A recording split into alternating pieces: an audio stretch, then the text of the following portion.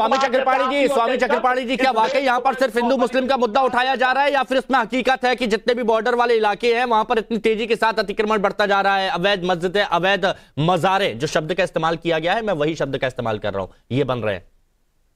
देखिए, निश्चित रूप से ये हिमांशु जी, यह बहुत ही चिंता का विषय है। मैं राजनीतिक बात नहीं करना चाहता, लेकिन एक बात जरूर है कि जो माननीय गिरिराज जी ने आवाज उठाई है वो वास्तव में सत्य है। आप देखो, ठीक है कि वो सत्ता में रहे तो नहीं उठाए या क्या करे, वो अलग की बात है, लेकिन आप देखो कि जिस प्रकार से पूरे बिहार का गजवाए हिंद किया जा रहा है, आप देखो ना, अभी नीतीश सरकार का जो अभी एक शिक्षा विभाग ने जो जारी किया, अभी हमारी साहन साहब बैठे हुए, बहन जी भी बोल रही थी, अब वो बोल रहे थे साहिन साहब की जब तक नीतीश जी है कुछ होगा नहीं। आप देखिए कि छठ पूजा जो बिहार का सबसे पूरा विश्व मनाता है, उस पे उसकी छुट्टी को प्रतिबंध किया गया। आप देखो कि महाशिवरात्रि जो भगवान शिव पे छुट्टी होता था, कृष्ण जन्माष्टमी पे छुट्टी होता था, उसको पूरी तरह रोका गया। आप तीज और ज्योतिया जो हमारे यूपी बिहार की बहनें करती सबसे पहले उत्तर प्रदेश सरकार ने कैंसिल की थी 2017 में। थोड़ा सा रुक जाइए ना, 2-3 मेहमान और हैं, सबकी बात कर लेता हूं, फिर मैं आमने सामने बात कराऊंगा। हाँ,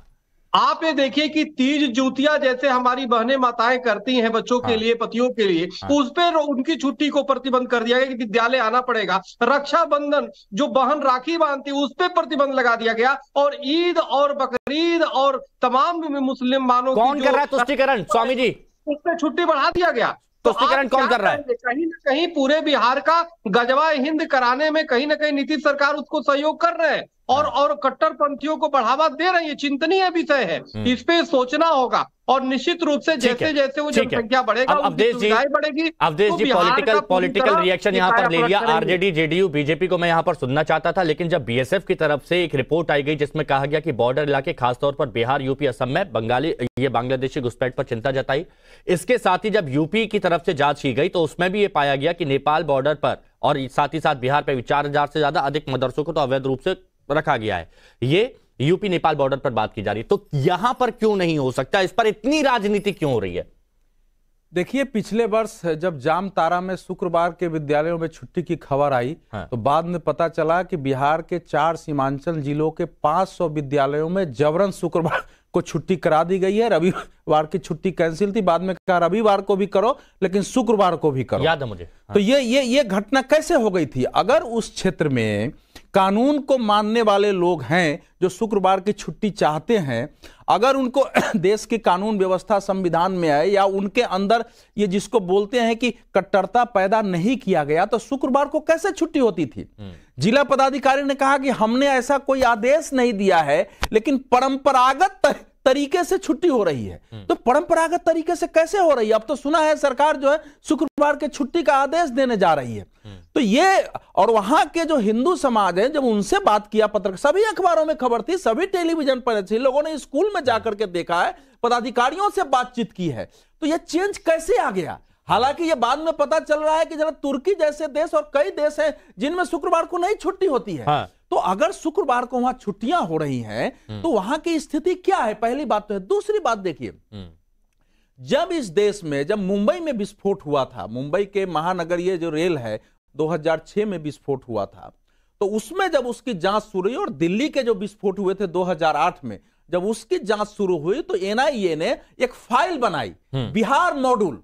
आज भी एनआईए के पास वो फाइल है, और उसने उसमें बाकायदा रिपोर्ट दिया है, और उसी सीमांचल के लोग, कोई हैदराबाद में पकड़ा गया था, कोई मुंबई में पकड़ा गया, यहां तक कि दिल्ली से पकड़ के आया है। तो वो उसी क्षेत्र से हो रहा है कि आखिर ये क्यों हुआ है, अगर वहां सब कुछ ठीक है।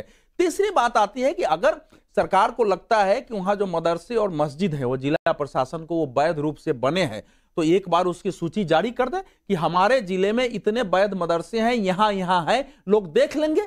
मैं उस क्षेत्र में जब आप जाएंगे तो आपको जान के हैरत होगी, क्योंकि हम लोग पहले से भी जाते रहे कि धीरे धीरे पिछले कम से कम 7-8 साल 9 सालों में, पहले भी रहे हैं, इतनी संख्या में मदरसे वहां हो गए हैं। क्या सारे मान्यता प्राप्त मदरसे हैं? ये तो देखने की बात है। और दूसरी क्या, देखिए, अवैध मदरसे का अर्थ क्या है? केवल अवैध मदरसे का अर्थ इतना ही नहीं है कि आपने मदरसा कराया, रजिस्ट्रेशन नहीं कराया है। जब आप रजिस्ट्रेशन नहीं कराते हैं तो यहां तक कि बिहार सरकार के जो क्यूरिकुलम है, पाठ्यक्रम, वो भी आप नहीं पढ़ाते हैं, अपने तरीके से पढ़ाते हैं। अच्छा। वहां कौन पढ़ता है कौन पढ़ाता है इसका रिकॉर्ड नहीं होता है।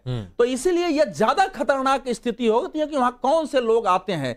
बिहार में जिस ढंग से धार्मिक जुलूसों पर हमले हुए हैं, जिस ढंग से अब दरभंगा कामेश्वर संस्कृत विश्वविद्यालय में शुक्रवार को छुट्टी की मांग हुई है और कुछ जगहों में किया भी गया है। तो ये एक प्रवृत्ति उस क्षेत्र में खतरनाक है। उसके कई कारण हो सकते हैं, केवल मदरसे संतोष जी, मैं एक लाइन वहां के बढ़ती गतिविधियां गिरिराज सिंह ने जो कहा है उसको अपना वो साबित करने का फैक्ट यह है कि सीमांचल में जिस ढंग से आम मुसलमानों पर मैं नहीं टिप्पणी कर रहा, क्योंकि जिस ढंग से कट्टरपंथी गतिविधियां बढ़ी हैं और जिस ढंग से दरभंगा में दुनिया का मोस्ट वांटेड आतंकवादी, आपको पता है दुनिया का मोस्ट यासीन भटकल पकड़ा गया और उसके पहले भी पकड़े गए हैं, उसके बाद भी अगर सरकार इसको मानने के लिए तैयार नहीं है तो फिर वहां के लोगों को संतोष कुमार जी, अगर एनआईए की बात की जाए, बीएसएफ की रिपोर्ट की बात की जाए, अगर ठीक है केंद्रीय मंत्री भी यहां पर बोल रहे हैं तो सरकार क्यों नहीं जांच करा देती? आपत्ति किस बात पे? कम से कम स्पष्ट तो हो जाएगा, अगर किसी को गलतफहमी है वो भी साफ हो जाएगी। मेरा यही कहना है कि गिरिराज सिंह जो बोल रहे हैं उस बात में को अगर सच मान भी लिया जाए और सच्चाई है भी, लेकिन मैं पूछता हूं कि भारत सरकार और केंद्रीय एजेंसियां कर क्या रही हैं? कैसे घुसपैठ हो रहा है? कैसे लोग बाहर से लोग आके यहाँ बस रहे हैं? एनआईए कुछ नहीं कर क्यों पा रहा है? तो जो सरकार में बैठे हुए हैं वो वैसे बात कर रहे हैं जैसे वो विपक्ष में बैठे हुए हैं। तो भारत सरकार के मंत्री और सवाल उठा रहे हैं कि भैया जनसंख्या का संतुलन बिगड़ रहा है। पूछिए जरा उनसे कि 10 साल में जनसंख्या नियंत्रण के लिए कोई उपाय उनके साइड से कोई उपाय हुआ? कुछ भी नहीं हुआ।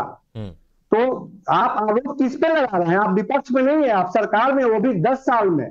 क्यों स्थितियां दिन प्रतिदिन बदतर होते जा रही हैं? नहीं, इस पर मैं बीजेपी प्रवक्ता से पूछूंगा, लेकिन किसी राज्य की जिम्मेदारी यहां पर नहीं बनती कि वो अपने राज्य को देखे। केंद्र में बैठे हुए हैं जीएम साहब अपने सरकार को सुझाव दें कि नीतीश कुमार एक प्रस्ताव बना के सेंटर को भेजे। आपने 75% आरक्षण का प्रस्ताव राष्ट्रपति के पास भेज दिया है, तो एक प्रस्ताव भेजिए कि हम जनसंख्या नियंत्रण कानून के पक्ष में है, आप बनाइए।